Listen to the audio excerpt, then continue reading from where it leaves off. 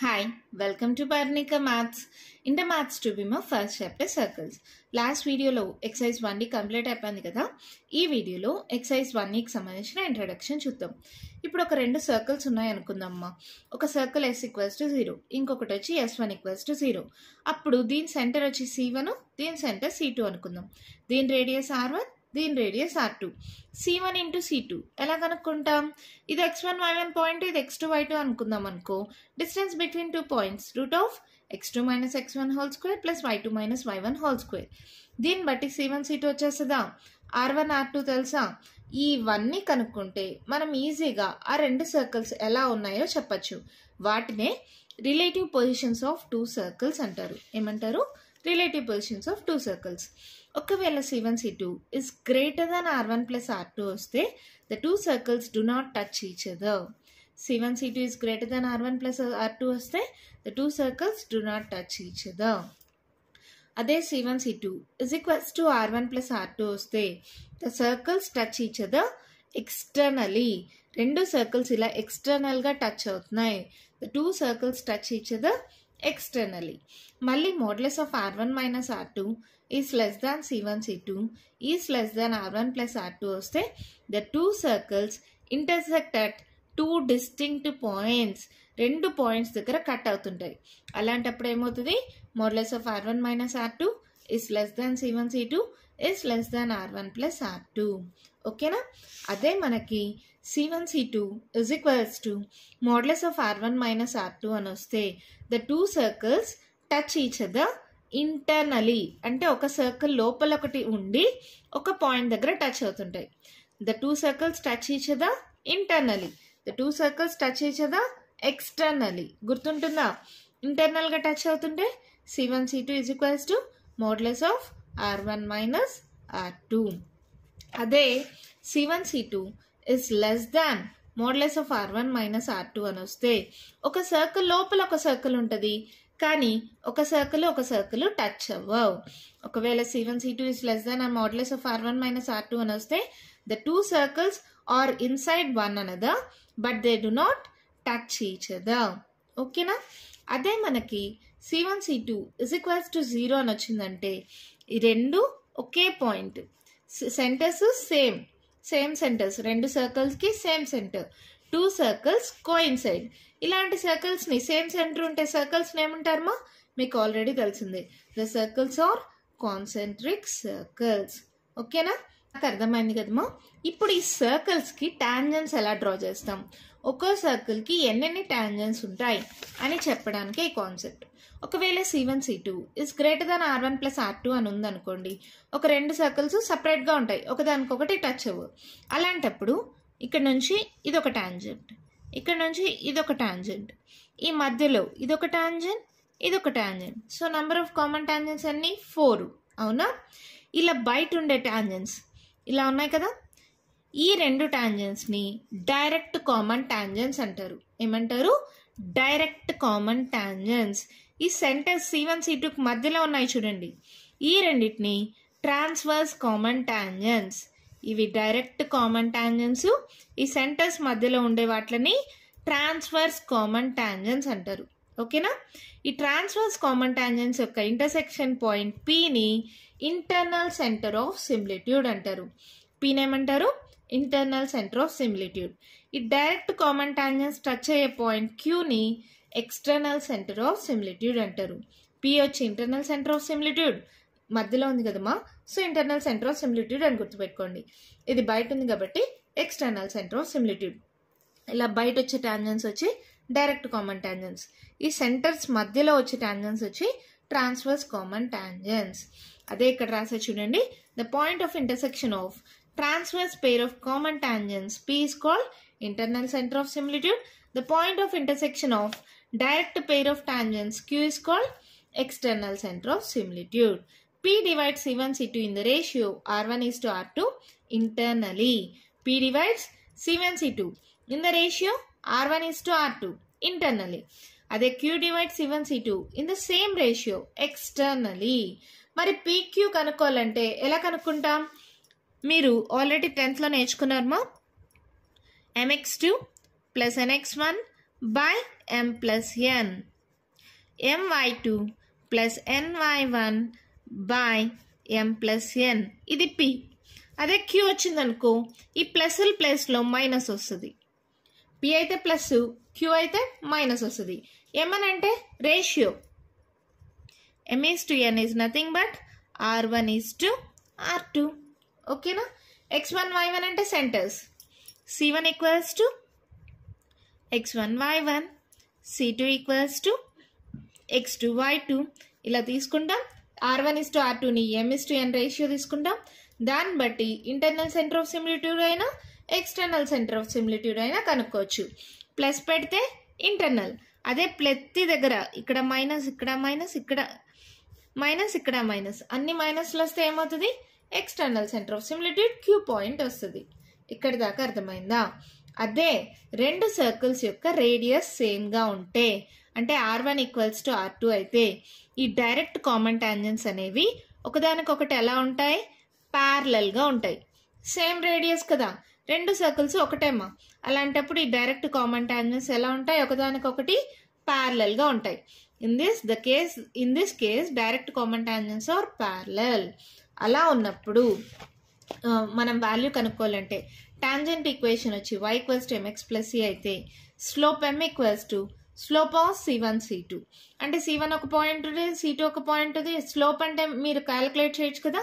స్లోప్కి formula ఏంటి మా? y2 minus y1 by x2 minus x1. అలాంటప్పుడు r1 ఏమవుతుందంటే modulus of m into minus g minus f1 plus c by root of 1 plus m square.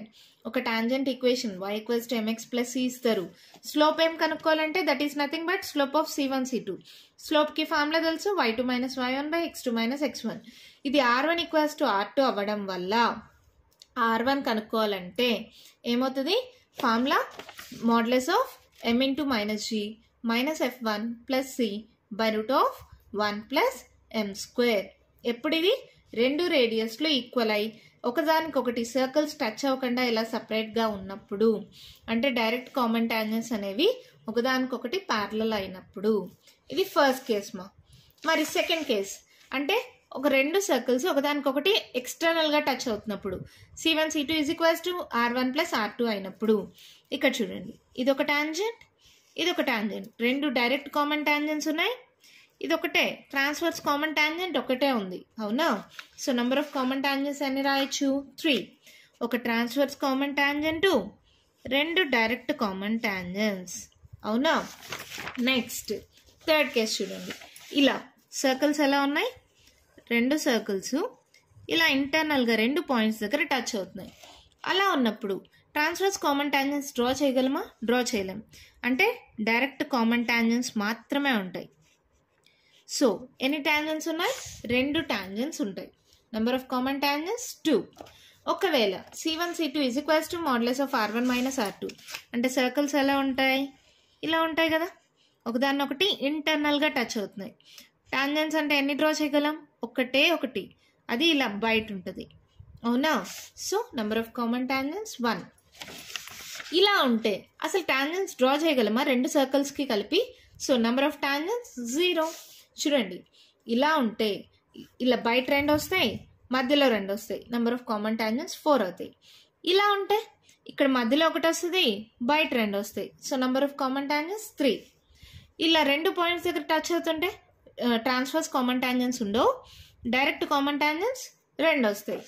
అదే ఇలా రెండు ఇంటర్నల్గా touch అవుతుంటే ఒకే ఒక టాంజెంట్ వస్తుంది. అదే ఒకదానికొకటి లోపల ఉంటాయి, ఇలా ఒకదానికొకటి టచ్ అవ్వకపోతే కామన్ టాంజెంట్స్ అనేవి ఉండవు, 0. గుర్తుంటాయమ్మా? ఈ పాయింట్స్ కానీ మీకు గుర్తుంటే number of common tangents, relative positions, ఏ దానికి ఏమి అనేది కానీ గుర్తుంటే మీకు ఎక్సర్సైజ్ 1E అనేది చాలా అంటే చాలా ఈజీ అవుతుంది. లాస్ట్ బట్ నాట్ లీస్ట్ ఒకే ఒక పాయింట్ మా, the combined equation of pair of tangents drawn from an external point p x1 y1 to the circle s equals to 0 is s into s11 is equals to s1 square. ఒక circle s equals to 0 అనేది ఉంది, ఒక external point p x1, y1 ఉంది.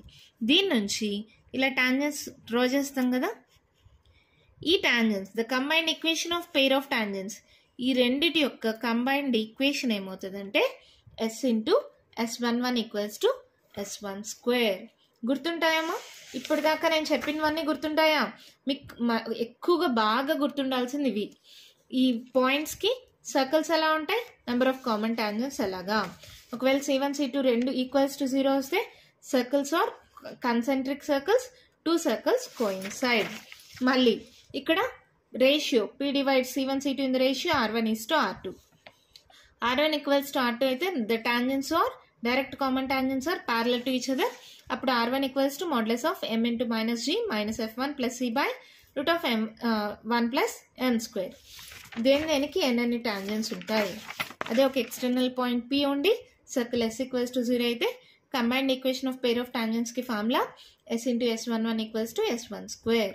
ఈ points అన్నీ గుర్తుంటే exercise 1Eలో ఏ problem ఇచ్చినా మీరు ఈజీగా సాల్వ్ చేయగలరు.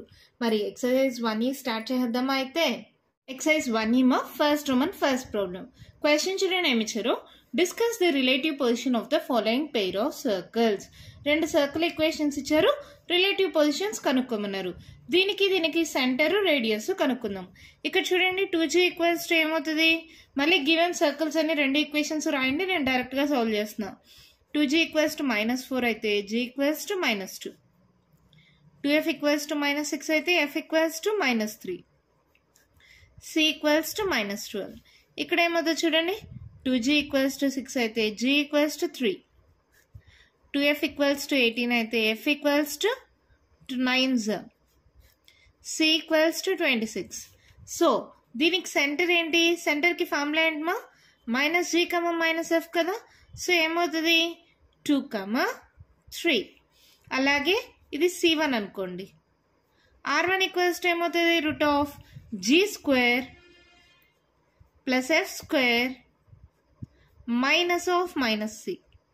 ఫార్ములా తెలుసు కదమ్మా, మళ్ళీ చెప్పాలా, root of g square plus f square minus c. ఈ మైనస్ కాస్త ప్లస్ అయింది. ఓకేనా?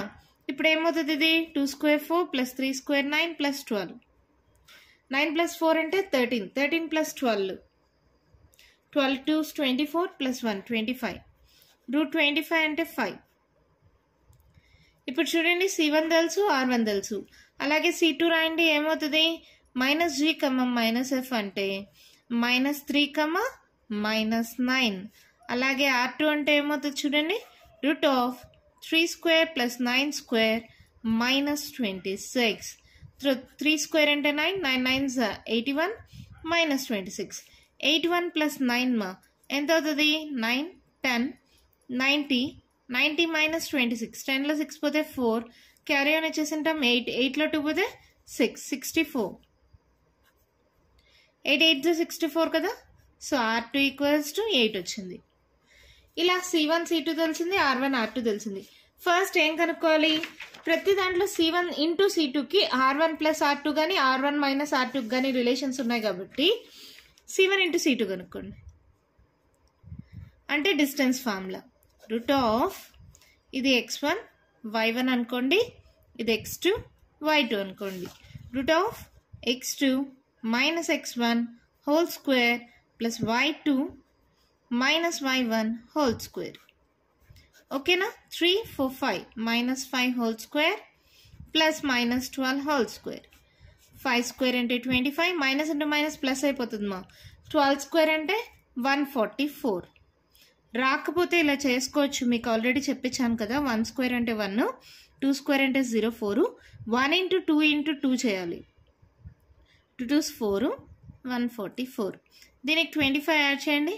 5 6 7 8 9 4 5 6 169. 169 అంటే 13 స్క్వేర్ కదా. ఒకసారి చెక్ చేసుకుందాం. 1 స్క్వేర్ 1, 3 స్క్వేర్ 9, 3 2 6 169. సరిపోయిందమ్మా. So that equals to 13. C1 into C2 ఇలా వచ్చింది. R1 ప్లస్ R2 కానీ R1 మైనస్ R2 కానీ ఈ వాల్యూ రావాలంటే చూడండి, R1ని R2ని యాడ్ చేసి చూద్దాం. First 5 plus 8 8 9 10 11 12 13. సో రెండు ఈక్వల్ వచ్చేసాయి, అవునా? Here C1 into C2 is equals to R1 plus R2. ఎప్పుడైతే ఇలా వచ్చిందో C1 C2 is equals to R1 plus R2 వస్తే ఏంటి? The circles touch each other externally. Therefore, the circles touch each other externally. అంతే, మన problem complete అయిపోయింది. చాలా simple మా. సర్కిల్ ఈక్వేషన్ ఇచ్చారు, సెంటర్ C1 C2 కనుక్కున్నాం, రేడియస్ R1 R2 కనుక్కున్నాం, C1 into C2 చేస్తాం. ఇప్పుడు R1 ప్లస్ R2 కానీ R1 మైనస్ R2 కానీ రెండు చెక్ చేసి చూడండి. ఇక్కడ first R1 plus R2 check చేస్తే రెండు ఈక్వల్ వచ్చేసాయి. So C1 C2 equals to R1 plus R2 అంటే the circles touch each other externally. ఓకేనా? దీంట్లో సెకండ్ వన్ చూద్దామా? చూడండి మా, సేమ్ ఇలా రెండు ఈక్వేషన్స్ ఇచ్చారు కదా. First C1 C2 R1 R2 కనుక్కోండి. ఇక్కడ ఏమవుతుంది చూడండి మా, రాయాలా? G వాల్యూ 3, F వాల్యూ 3, అవును కదా? బై 2 చేస్తే సరిపోతుంది, లేదంటే రాసుకోండి. G equals to 2 1s 2 3s, F equals to 2 1s 2 3s, C equals to 14. అలాగే ఇక్కడ G equals to ఏమవుతుంది? 2 1s అంటే -1, F equals to 2 2s అంటే -2, C equals to -4. ఇలాగే మా సేమ్ అంటే డైరెక్ట్గా రాసా GFC వాల్యూస్. ఇప్పుడు సెంటర్ C1 ఈక్వల్స్ టు ఏమవుతుంది? -G, -F. ఇక్కడ C2 రాయండి, -G, -F. అలాగే R1 కనుక్కోండి. Root of G square 3 square 9 plus F square 3 square 9, G square plus F square -C. అవునా? ఇదేమవుతుంది చూడండి, 18. 18లో 14 మైనస్ చేసామనుకో, 8లో 4 పోతే 4 కదా, √4 దట్ ఈక్వల్స్ టు 2. ఓకేనా? అలాగే R2 కనుక్కోండి. -1 హోల్ స్క్వేర్ 1 అవుతుంది, -2 హోల్ స్క్వేర్ 2 స్క్వేర్ 4 అవుతుంది, మైనస్ ఇంటూ మైనస్ ప్లస్ అవుతుంది 4 అవుతుంది. సో 8 + 9, 8 + 1 9, √9 అంటే 3. ఓకేనా? ఇప్పుడు C1 ఇంటూ C2 కనుక్కోండి. అంటే ఇది x1 y1, ఇది x2 y2 అనుకుంటే ఫార్ములా ఏంటమ్మా? Root of x2 minus of x1 whole square plus y2 minus of y1 whole square. మా ఫార్ములా తెలుసు కదమ్మా, ఇందాకే చెప్పాను కదా. ఈ ఫార్ములా యూజ్ చేశారు, root of x2 minus x1 whole square plus y2 minus y1 whole square. మీకు తెలుసు కదా, 10th స్టాండర్డ్ నుంచి చేస్తూనే ఉన్నారు ఆ ఫార్ములాతో. సో ఏమవుతుంది? ఇది 4 square 3 4 5 5 square, 4 square 16 plus 5 square 25. So ఏమవుతుంది? 10 11 క్యారీ ఆన్ ఇచ్చింటాం, 2 3 4 √41. √41 అంటే పర్ఫెక్ట్గా వాల్యూ అయితే రాదు, కానీ దగ్గరగా ఉండే వాల్యూ చూడండి. 6 6 36, తర్వాత 7 7 49, అంటే 636 అంటే 6 రూట్ సంథింగ్ వస్తుంది. 6 తర్వాత వాల్యూ ఏదో ఒకటి, అవునా? అలా గుర్తుపెట్టుకోండి. నియర్ టు 6 అని గుర్తుపెట్టుకోండి, జస్ట్ మీకు గుర్తుండడానికి. 6 6 36, 7 7 49 కాబట్టి ఈ మధ్యలో ఉంటుంది దీని వాల్యూ. జస్ట్ అలా గుర్తుపెట్టుకోండి చాలు. ఇప్పుడు ఏమవుతుంది? R1 ప్లస్ R2 చేసి చూడండి. 2 + 3 దట్ ఈక్వల్స్ టు 5. ఇక్కడ ఏంటి? 6 తర్వాత 7కి మధ్యలో 6 అనుకుందాం వాల్యూ. ఇది 5, ఇది 6 అంటే ఏంటి? C1 C2 is greater than R1 plus R2. అవునా కదా? 6 అనేది 5 కంటే పెద్దది కదా. ఎప్పుడైతే C1 C2 is greater than R1 plus R2 వస్తే రెండు సర్కిల్స్ ఇలా ఒకదానికొకటి అపార్ట్గా ఉంటాయి, ఎక్స్టర్నల్గా అపార్ట్గా ఉంటాయి, ఒకదానికొకటి టచ్ అవ్వవు. అవునా? ఏం రాస్తారు? Therefore, each circle lies exterior to the other circle. ఇలా అయినా రాయొచ్చు, లేదా మీ టెక్స్ట్ బుక్లో ఏముందంటే each lies on the exterior of the other. ఎలా అయినా రాసుకోండి, మరి రెండు సేమే. మీ టెక్స్ట్ బుక్లో ఎలా ఉందంటే each lies on the exterior of the other. ఎందుకు ఎక్స్టీరియర్ అని ఖచ్చితంగా మెన్షన్ చేయాలి? ఇక్కడ చూడండి, ఇంటీరియర్ కూడా ఉంది కదా. C1 C2 is less than modulus of R1 minus R2 అయితే, సో ఖచ్చితంగా ఎక్స్టీరియర్ అనే వర్డ్ని మెన్షన్ చేయాలి. Each lies on the exterior of the other. అర్థమైందా? C1 C2 రాసాం, R1 R2 కనుక్కున్నాం, C1 into C2 కనుక్కున్నాం. ఎప్పుడైతే C1 C2 is greater than R1 plus R2 వచ్చిందో each lies on the exterior of the other. Next one చూద్దాం. అయితే చూడండి మా, ఇలా ఇచ్చినప్పుడు a minus b whole square a plus b whole square formula a square plus b square 2 square 4 minus 2 2s are 4x plus y square plus 1 plus 2 1s are 2y. ఈ plus 9 ఇటు సైడ్కి వస్తే మైనస్ 9 ఈక్వల్స్ టు 0. మోడల్లో రాసుకోండి X square plus Y square plus 2jx plus 2fy plus c equals to 0 model. X square plus Y square minus 4x plus 2y 4 plus 1 మా 5 అవుతుంది. 5 ఇక్కడ 9 కదా, 9లో 5 పోతే ఎంత 4, పెద్ద number symbol minus. So plus 2y minus 4 equals to 0. ఇప్పుడు 2g equals to ఏమవుతుంది? So g equals to ఏమవుతుంది? Minus 2. f equals to 2 1s, c equals to minus 4. gfc values వచ్చేసాయా? దీనికి కూడా అలాగే సాల్వ్ చేసుకోండి మా. a plus b whole square x square plus 1 square 1 plus 2x plus y square, తర్వాత ఇక్కడ ఏమవుతుంది? Plus 3 square 9 minus 3 2s 6y. ఈ ప్లస్ 4 ఇటు సైడ్కి వస్తే minus 4 equals to 0. X square plus Y square plus 2x minus 6y. 9 plus 1 10 మా, 10లో 4 పోతే 6, పెద్ద number symbol plus 6 equals to 0. So g value ఏంటి? 1. f వాల్యూ ఏంటి? 2 3s, so minus 3. c value 6. So centre c1 ఏమవుతుంది? Minus g minus f. So 2 minus 1.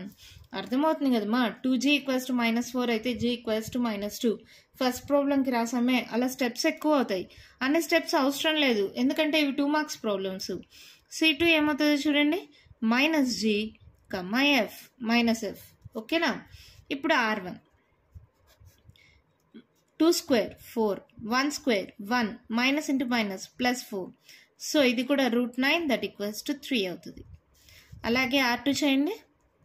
1 square 1 plus 3 square 9 minus 6 అంటే 10 minus 6 that equals to √4 that equals to 2.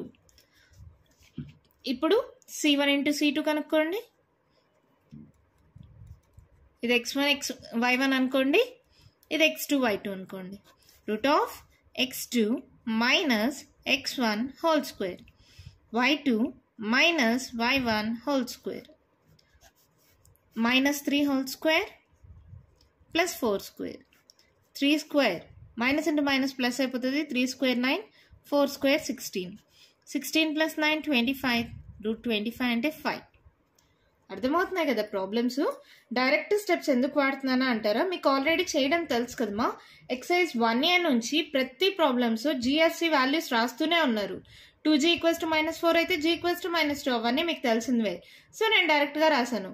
ఇక్కడ r1 అంటే కూడా తెలుసు కదా, root of g square plus f square minus c. ఆ formula రాయకుండా డైరెక్ట్గా సబ్స్టిట్యూట్ చేశాను. ఫార్ములా కావాలా? Root of g square plus f square minus c. మళ్ళీ ఈ ఫార్ములా ఏంటి? Distance formula. Root of x2 minus x1 whole square plus y2 minus y1 whole square. ఆ formulas అన్నీ మీకు తెలుసు కాబట్టి డైరెక్ట్గా సబ్స్టిట్యూట్ చేశాను. ఓకే కదా? ఇప్పుడు ఏమవుతుంది చూడండి, r1 ప్లస్ r2 కూడా కనుక్కోండి. ఏంటది? 3 ప్లస్ 2 దట్ ఈక్వల్స్ టు 5. ఇది 5a, ఇది 5a. Therefore c1 c2 is equals to r1 plus r2. ఎప్పుడైతే c1 c2 equals to r1 plus r2 వస్తుందో ఏం చెప్పచ్చు? Therefore, the circles touch each other externally. Therefore, the circles touch each other externally. అంతే మా problem complete అయిపోయింది. ఓకేనా? ఈజీగానే ఉన్నాయి కదా, అర్థమవుతుంది కదా. దీంట్లో నేను నెక్స్ట్ వన్ చూద్దామా. చూడండి మా, 2g ఈక్వల్స్ టు మైనస్ 2 అయితే g ఈక్వల్స్ టు ఏమవుతుంది? మైనస్ 1. f ఈక్వల్స్ టు ఎంత? 2 1s 2 2s. c equals to minus 4. ఇక్కడ చూడండి, g equals to 2 1s 2 2s.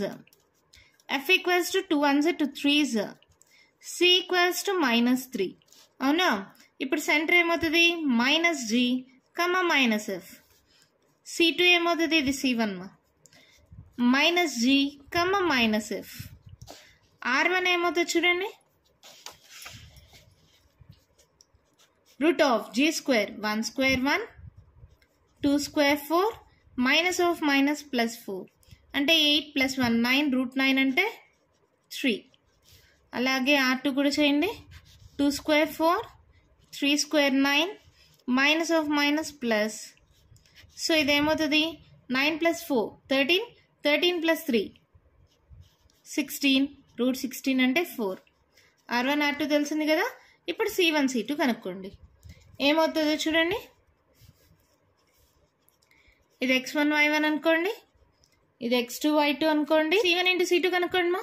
Root of x2 minus x1 whole square y2 minus y1 whole square. So ఇది ఏమవుతుంది minus 3 whole square plus 3 4 5 square. So 3 square 9 5 square 25 25 plus 9 ఎంత అవుతుంది, ఇందాకే చూసాం కదా 14 34 sorry route 34 అంటే మనకు వాల్యూ తెలియదు కదా, అలాగే పెట్టేసుకోండి. ఇందాక చేసినట్టే సేమ్ 5 5 is 25 6 6 36 అంటే ఆల్మోస్ట్ 6 దగ్గరగా ఉంది, ఆల్మోస్ట్ 6 దగ్గరగా ఉంది, అవునా కాదా. ఇప్పుడు R1 ప్లస్ R2 చేయండి, 3 ప్లస్ 4 7 వచ్చింది, ఇది 6 దగ్గరగా ఉంది, ఇది 7 వచ్చింది.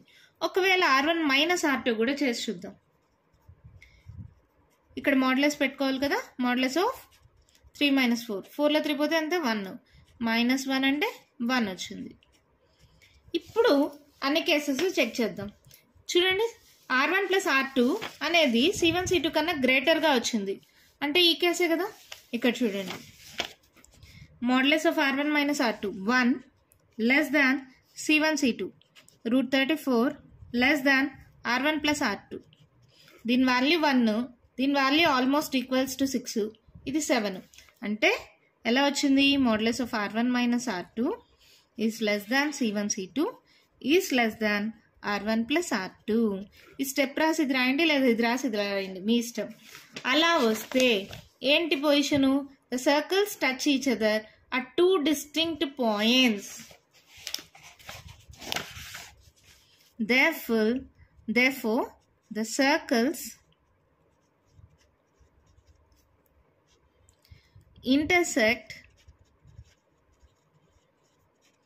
at 2 distinct points. ఓకేనమ్మా. ఎప్పుడైతే ఈ కేసు వచ్చిందో మనకి therefore the circles intersect at 2 distinct points, అంతే మన ప్రాబ్లం అయిపోయింది. సేమ్ ఇక్కడ కూడా C1 C2 R1 R2 కనుక్కున్నా, C1 into C2 కనుక్కున్నా. ఇది ఆల్మోస్ట్ 6 దగ్గరగా ఉంది, కానీ R1 ప్లస్ R2 7 వచ్చేసింది. అంటే C1 C2 is less than R1 plus R2. R1 plus R2 అనేది పెద్దగా వచ్చింది. అలా వచ్చినప్పుడు the circles intersect at 2 distinct points. ఓకేనా. దీంతో ఫస్ట్ రోమన్లో ఫస్ట్ ప్రాబ్లం కంప్లీట్ అయిపోయింది. కంటిన్యూషన్ ప్రాబ్లమ్స్ నెక్స్ట్ వీడియోలో డిస్కస్ చేద్దాం. ఈ వీడియోలో నేను చెప్పిన ప్రాబ్లమ్స్లో ఇంకా మీకు ఏమైనా డౌట్స్ ఉంటే కామెంట్ బాక్స్లో ఇవ్వండి. మీకు కానీ ఈ వీడియో నచ్చినట్టయితే లైక్ చేయండి, షేర్ చేయండి, నా ఛానల్ని సబ్స్క్రైబ్ చేసుకోండి. Thank you.